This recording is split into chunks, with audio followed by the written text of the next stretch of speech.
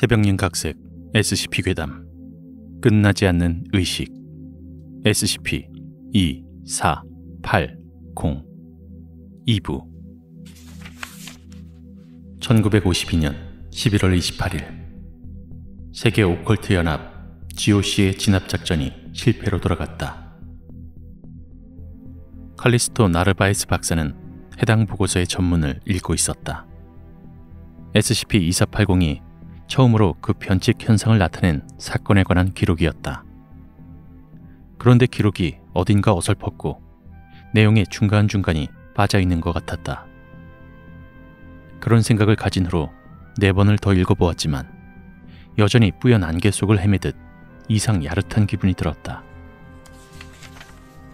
작전은 해당 지역에서 진행되고 있던 모종의 의식을 제지하는 것이 주된 목표였다. 의식의 실제 목적은 현재까지 알려져 있지 않으나 재단에서는 이 변칙 현상이 GOC의 어설프고 과하게 폭력적인 해결 방식 때문에 생겨난 것으로 결론을 내렸다. 벌써 몇 번째 읽고 있는 거야? 나르바이스 박사는 바로 고개 위에서 들려온 목소리에 보고서 위로 파묻고 있던 고개를 들어 바라보았다. 칼리브였다.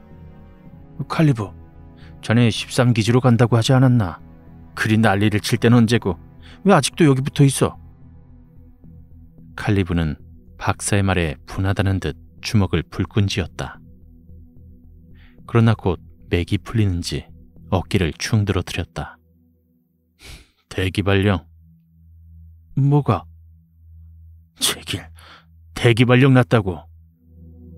칼리브는 이내 거친 목소리로 획 소리를 질렀다. 그냥 조용히 구석에 처박혀 기다리란다. 그럴 만도 하지, 칼리브. 자네 O5 병의 앞에서 그 난리를 쳤어. 그 정도면 자네 입장을 고려해서 많이 봐준 거라고. 별일이 아니라는 듯 대답한 나르바이스 박사는 다시 보고서에 고개를 묻으며 말했다. 상부의 명령에 절대 복종. 우리가 서약한 내용이잖아. 만약에 지키지 않는다면... 박사가 한숨을 쉬었다. 말 안 해도 알잖아? 조금은 삐딱한 목소리. 그래. 둘 사이로 꽤 긴 시간 동안 침묵이 흘렀다. 어느덧 나르바이스 박사는 보고서를 모두 읽었는지 탁자에 내려놓았다. 여전히 답답하기만 하다. 예전에 사이먼 그 녀석과 SCP-2480에 대해 의견을 나눈 적이 몇 번 있었어. 칼리브는 침묵을 깨고 나르바이스 박사 곁으로 다가와 탁자에 놓인 보고서 더미를 들고는 몇 장을 넘기더니 몇 장의 서류를 꺼내어 보여주었다. 보고서의 맨 앞장에는 보드펠 장원의 사진이 실려 있었다. 그리고 데이터 말소라고 적힌 붉은 잉크가 눈에 들어왔다. 그 작전에 대해 SCP-2480의 본질에 대해 우린 많은 대화를 나누었지. 목이 답답한지 두어 번의 헛기침을 삼킨 그는 보고서를 내려놓으며 말을 이었다. 당시 보드펠 3세와 아디튬 각성에는 상당히 부패돼 있었어. 그들이 저지른 수많은 의식들은 대개 인신을 제물로 바치고 그 인욕을 함께 나누어 먹는 일종의 향락주의적인 것이면서 또 어떤 부분에선 종교적이었지. 그는 말하면서 아침, 점심 내내 아무것도 먹지 못해 빈속임에도 뭔가 쏟아내듯 불쾌함을 느꼈다. 마치 수많은 거미가 등줄기를 타고 올라와 온몸을 기어다니는 기분이었다. 강간, 소아성애, 인신공양, 식인, 사이먼이 보여준 사진들의 내용이 대개 그런 것들이었어. 칼리브가 계속해서 말을 이었다. 나르바이스는 가만히 앉아 동료의 설명에 귀를 기울였다. 보드펠 장원에서 발견된 일지에선 종교적 설교의 내용과 당대 부유층, 존경받던 정치가, 산업계의 지도자, 심지어는 종교적 권위자들로 이루어진 손님 명단이 발견되었다. 또 종교적인 성전으로 추정되는 서적도 발견되었지만 책의 이름인 발크 자이론만 겨우 해석했을 뿐 내용은 아직 해독되지 못했다. 그러니까 이 진압작전은 이다툼 각성회의 사이비 집단이 창조주로 모시는 얄다바오트에게 숭배하는 의식을 제지하기 위해 벌어진 폴-93. 칼리브 박사의 설명을 자르며 나르바이스 박사가 물었다. 보고서에 폴-93을 암살하려고 했던 것으로 기록돼 있던데 그 개체에 대해서는 아는 건 없어? SCP-2480에 대해 더욱 많은 정보가 필요했다.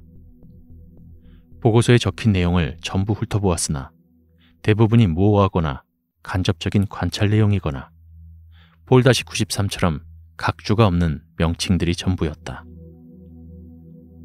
이래서는 이번 13기지와 관련된 여러 사건에 대해 대책을 마련할 수가 없었다. 상부에 요청한 SCP-2480에 관한 추가적인 자료 요청은 거절되었다. 박사는 절로 한숨이 나왔다. 대체 상부는 무슨 생각인 건가? 그때 칼리브 박사가 불현듯 의자를 박차고 불쑥 일어서더니 가져온 서류 가방을 뒤져 붉은 커버가 씌워진 서류 묶음 하나와 녹음기로 보이는 자그마한 기계 하나를 내밀었다. SCP-2480에 관한 심층 보고서와 음성 파일 T-24. 자네 칼리브, 이 자료 기밀이지 않나? 기밀이지. 분명히 상부에서는 자료 요청을 기각했어. 그런데 이 자료는 대체... 자료에 O5 평의회의 마크와 함께 타우메일 등급을 나타내는 5등급 기밀 번호와 특수 마크가 반짝거렸다. 파일의 커버를 넘기자 사이먼 오스월트라는 이름이 굵은 글씨로 인쇄되어 있는 겉표지가 나타났다. 나르바이스가 놀라서 그를 쳐다보았지만 칼리브는 덤덤하게 눈인사를 건네고는 돌아서 손을 흔들었다. 이제 슬슬 도망가야겠는걸. 그리곤 조금 빠른 걸음으로 연구실을 나갔다. 복도를 울리는 발소리가 점차 멀어져 갔다. AT-2480 끝나지 않는 의식 심층 보고서. 현재까지 제13기지에 지속적인 관찰 및 감시를 통해 대상이 나타나는 특수 효과들을 몇 가지 밝혀내었다. 이는 다음과 같다. 나르바이스 박사는 눈가가 자꾸 떨리는 것을 느꼈다. 하룻밤을 꼬박 지새운 그는 벌써 몇 잔째인지 모를 텅 빈 커피잔을 구겨 책상 너머로 밀어버렸다. 그의 다른 한 손엔 붉은 커버에 파일이 들려 있었다. 칼리브 박사가 주고 간 SCP-2480에 관한 심층 보고서였다. 사이먼 오스월트. 심층 보고서의 시작 페이지와 끝머리에 그의 이름이 새겨져 있었다. 이 보고서는 제13기지에서의 주기적으로 보내오는 반기 보고서의 내용을 요약한 기밀 문서였다. 제13기지에 있어야 할 문서가 어째서 칼리브의 손에 있는 건지는 알 길이 없었으나 나르바이스 박사로서는 이 보고서가 SCP-2480을 이해하는 데 도움이 될 터였다.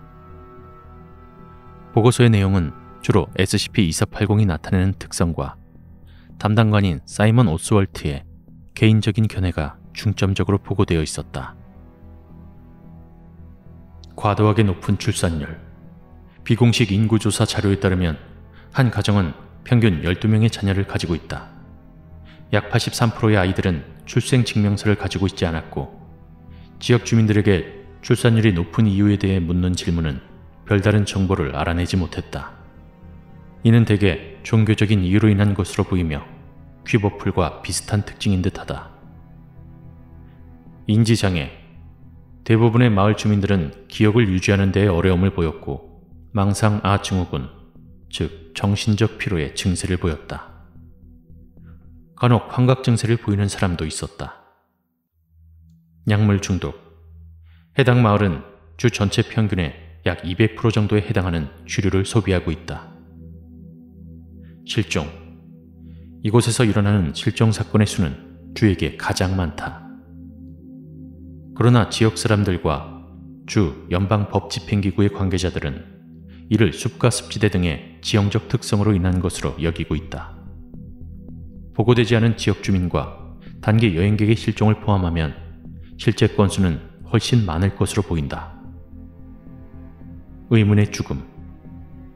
마을 사망자들은 주로 폭행이나 변칙적인 현상으로 인해 사망했다. 헌데 모든 사망은 사법기관에게 이를 뒤집을 만한 증거가 제출된다 하더라도 사고나 자살로 기록된다. 예시. 한 여성 시신이 몸의 위아래가 완전히 꺾여 뒤집힌 채로 발견되었다. 경찰은 이를 여성의 자해로 인한 것으로 결론 내렸다. 실제로 이런 일이 불가능함에도 불구하고 말이다. 무감각.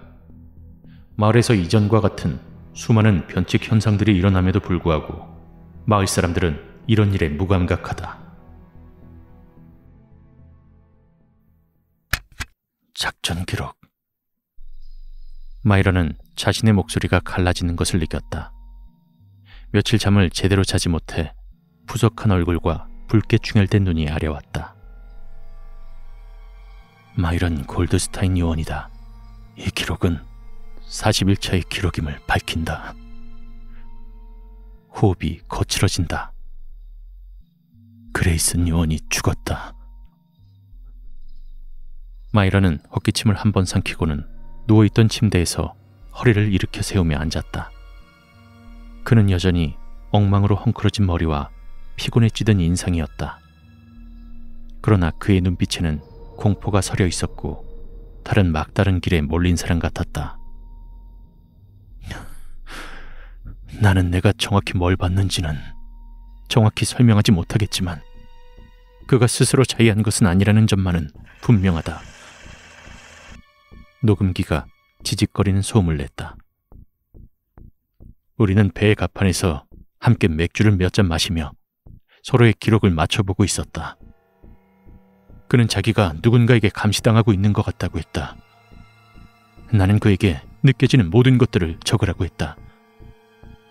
그는 제대로 잠을 자지 못했는지 눈이 충혈되어 있었고 그랬다. 며칠 만에 만난 그레이슨 요원은 잠을 얼마나 자지 못한 건지 눈이 붉게 충혈되다 못해 그냥 붉은 눈동자처럼 보였다. 심지어 그는 맥주를 마시는 내내 눈을 힐끔거리며 주위를 살피었고 발을 동동 구르거나 손가락을 가만두질 못하며 계속해서 불안해하는 모습을 보였었다. 그는 이곳에 오고부터 이해할 수 없는 일들 투성이라고 했다. 그리고 그게 내가 들은 그의 마지막 목소리가 되었다.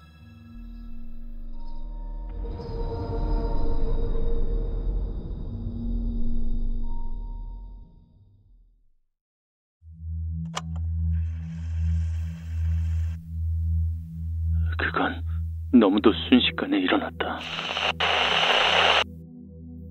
녹음기가 약간의 소음을 내며 목소리가 잘 들리지 않았다. 옆자리에 앉아있던 피터 박사가 녹음기를 몇 번 조작하더니 다시금 마인드 골드스타인 요원의 목소리가 들려왔다. 나는 목에 털들이 곤두서는 듯한 느낌을 받았다. 하늘이 번개가 치기 직전에 하늘처럼 변하고 있었다. 폭풍이 오고 있는 것 같았다. 나는 그의 눈이 커지면서 그가 걸쭉한 무언가로 변하는 것으로 보았다. 보이지 않는 어떤 힘에 의해서. 요원의 목소리가 떨리는가 싶더니 숨을 거칠게 몰아쉬는 것이 느껴졌다. 그리고 거기에 피칠가불한 내가 있었다. 그레이슨이었던 덩어리들이 항구에 흩뿌려졌다. 나는 그 존재가 내 옆에 있음을 느꼈다. 그게 무엇이든 간에 내가 어떻게 이런 일을 그렇게 쉽게 버릴 수 있는 건지 물어보고 싶었다. 그 녀석이 왜 나를 살려주었는지도 모르겠다. 녹음기가 또다시 소음을 내며 작동을 멈추어 버렸다. 이 콩을! 피터 박사는 짜증이 났던지 녹음기를 몇 번 세차게 두드렸다. 나르바이스 박사는 가만히 지켜보다가 피터 박사에게 녹음기를 받아들고는 책상 끝에 서 있던 연구원에게 녹취록 파일을 추출해달라고 부탁했다. 그리고 그는 책상 위에 어지러이 놓인 파일 중에서 몇 개를 집어들었다.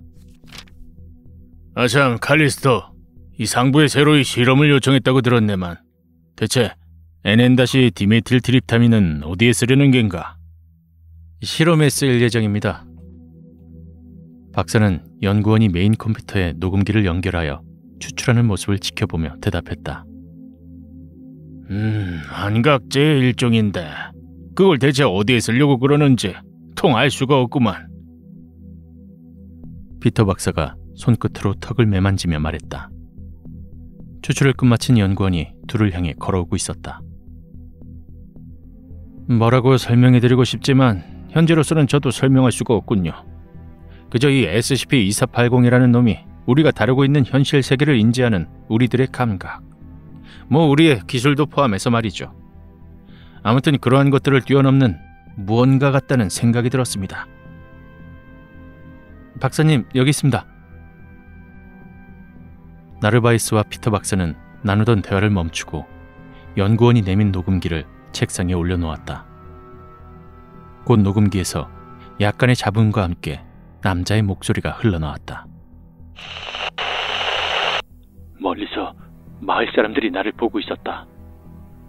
몇 명은 일그러진 어색한 미소를 짓고 있었던 것 같은데 대부분은 나를 외면했다. 그리고 그들은 고개를 숙인 채 떠나갔다. 마치 원래 그들이 있던 자리를 찾아가는 것 같았다. 곧 무언가가 내려쳐지는 소리와 함께 또 무언가가 부서지는 소리가 연이어 들려왔다. 나는 그냥 얼른 임무가 끝나고 이것을 전부 파괴해버리고 싶다는 생각밖에 들지 않았다. 페이지 27. 폴-93 일명 위대한 카르시스트 이온. 대상은 LTA-0452-블랙으로 명명한다. 대상은 다양한 모습으로 나타나며 대체로 인간형 개체이다. 문서 37B를 참조하면 대상은 마음대로 사라지거나 다시 나타나는 것이 가능하고 자신의 모습과 생체 구조를 자유롭게 바꿀 수 있으며 현실 조작을 일으킬 수 있고 생물학적으로 불멸의 몸을 가지고 있는 것으로 추정된다. 대상은 악성적인 자아도취와 과대 망상증을 가지고 있는 것으로 나타났고 전 세계에 퍼져 있는 카르키즘 숭배에 지대한 영향을 끼친 것으로 보인다. 다음 자료는 GOC 작전 실패 이후 GOC의 은신처에서 발견된 문서이다. 해당 문서는 클립으로 사진이 별첨되어 있는 반으로 찢어진 보고서였으며 벽난로의 잿더미 사이에서 발견되었다. 다른 문서는 모두 소각된 것으로 보인다. 페이지 58. GOC 요원 중 살아남은 사람은 없었던 것으로 밝혀졌다. 그들은 폴-93을 암살하려고 했던 것으로 추정된다. 그러나 시체들 가운데 폴-93은 발견되지 않았으며 GOC는 주요 목적을 달성하지 못한 것으로 보인다. 페이지 72. 재단은 GOC, 즉 세계 오컬트 연합이 GOC 요원들에게 방송했던 내용을 도청한 뒤 SCP-2480의 위험성을 인식하게 되었다. 페이지 114. 보드펠 사유지에서는 36구의 시체가 발견되었으며 후에 그중 8구는 GOC 요원의 시체인 것으로 확인되었다. 시체 가운데 5구를 제외한 모든 시체가 내부 파괴, 세포질의 붕괴, 치명적인 신체 구조 변경 등의 변칙적 이유로 사망한 것이 확인되었다. 페이지 158. SCP-2480은 직접적으로 감지할 수 없는 차원적 이상 현상을 일으키는 것으로 추정된다. 대상이 일으키는 인식제의 영향은 인식 간섭 물질의 사용을 통해 이루어지며 대상이 현실에 직간접적인 영향을 끼치는 것이 관찰되었다. 페이지 194. SCP-2480에게 안전등급이 부여되었다. 그러나 대상의 현실 간섭 정도는 우리가 예측했던 수준을 넘어서는 것으로 보인다. 페이지 221. SCP-2480에 대한 수정을 요청하였다. 대상의 영향 범위는 보드펠 정원 내부를 넘어섰다. 페이지 227. SCP-2480에게 케트르 등급을 부여할 것을 요청하였다. AT-2480 끝나지 않는 의식의 심층 보고서 본문 중에서 실험적 연구에 대한 제안서 EA-2480-1 SCP-2480에 대한 실험에 NN-디메틸트리타민, 즉 NN-DMT의 사용을 요청하는 바이다. 나르바에스 박사. 내가 해당 약물의 사용을 요청한 더 자세한 이유는 다음과 같다. 1989년 나는 브라질의 나부투룹 지역에 위치한 SCP-2480과 유사한 변칙 현상을 보이던 마을을 조사하기 위해 파견되었다. 나는 변칙 현상에 영향을 받진 않았지만 해당 현상을 잘 알고 있는 아마존 남부의 브라질 토착 민족을 만나게 되었다. 그것에 대해 알고 싶은가? 바다 건너에서 온 외지인이여. 옥빛의 구슬과 자색 돌조각으로 장식된 목걸이를 목에 건 남성이 정주하고 앉아 있었다. 그를 중심으로 부족의 인원으로 보이는 남성들이 나르바이스 박사를 둘러싸고 앉았다. 박사는 그들의 땀 냄새가 섞인 채취에 얼굴을 찌푸렸다가 이내 표정을 풀고는 주술사라고 불리는 남성을 바라보고 대답했다. 네, 그렇습니다. 주술사는 한 손에 들고 있던 커다란 지팡이로 바닥을 한번 세게 두드리더니 곧 바닥에 내려놓고 품 안에서 하얀 구슬을 몇 개 꺼내어 바닥에 흩어놓았다. 그리고 말했다. 이게 보이는가? 처음에는 하얀색이라 생각했던 구슬이 자세히 보니 색이 없이 투명하여 그 속이 비쳐 보였다. 주술사는 이내 구슬들을 한번 손으로 휘저었다. 보이지 않는 것, 닿을 수 없는 존재. 그래서 더욱 기이하지. 그것들은 마치 영혼과도 같이 받아들여진다. 어쩌면 영혼의 병과 관련되어 있다 볼 수 있겠지. 그들은 우리와 같이 존재했던 것, 이들의 사념이면서 또 떠나가지 못한 이들의 원념이며 이제는 잊혀진 존재들이지. 우리는 그들을 정령처럼 생각한다네. 보이지는 않지만 깃드는 것, 알지 못하지만 느껴지는 것. 주술사는 21번 고르고는 바닥에 뿌린 구슬들을 한 움큼 쥐더니 그대로 바닥에 내던져 지팡이로 뭉개버렸다. 파사삭거리는 소리와 함께 깨진 파편들이 여기저기로 튀었다. 하지만 그들은 온순하지 않아. 때로는 폭풍과도 같지. 왜 그러냐 묻는다면 그들이 자신 안에 보복과 피를 가득 담아두었거든. 상처받은 영혼이지. 아니, 영혼의 상처라고 표현하는 것이 맞을까? 태양이 곱절을 지나 내려앉을 즈음에 느닷없이 들이닥친 식민 지배자들이 그들에게 상처를 입혔어. 존재자들이 잉태되고 곧 돌아가 사멸해온 그들의 땅 위로 많은 피와 눈물을 쏟고 흉터를 남겼네. 그렇게 새겨진 상처는 긴 시간을 돌다 영으로 남아 곳곳에 깃들었지. 주술사가 지팡이를 높이 들어 흔들자 박사의 주위를 둘러싸고 있던 일동이 손을 위로 내뻗으며 동시에 외쳐댔다. 그들은 분노하고 있네. 원망하고 있네. 갈망하고 있네. 주술사도 같은 말을 외쳐대었다. 분노하고 있네. 원망하고 있네. 갈망하고 있네. 분노, 원망, 갈망. 다시 분노, 원망, 갈망. 그리고 분노. 그러면서 그는 품 안에서 짙은 고동색의 포자가 덕지덕지 붙어있는 말린 식물을 꺼내었다. 그리고는 그 식물을 잘게 찢더니 그대로 입에 넣고 씹으라고 했다. 나르바이스 박사는 주술사가 시키는 대로 했고 이내 그들이 보았다던 세계를 경험하게 되었다. 보이지 않는 것, 닿을 수 없는 존재, 분노, 원망, 갈망, 분노, 원망, 갈망. 분노, 분노, 분노.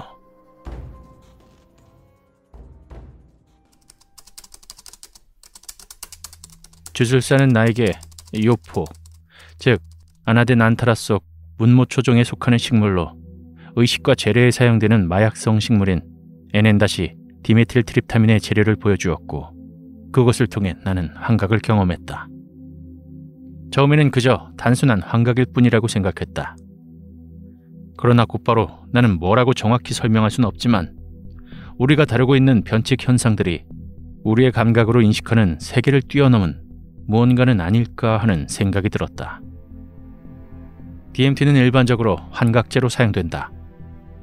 내가 진행했던 실험에 따르면 그 환각은 확실히 거짓이다.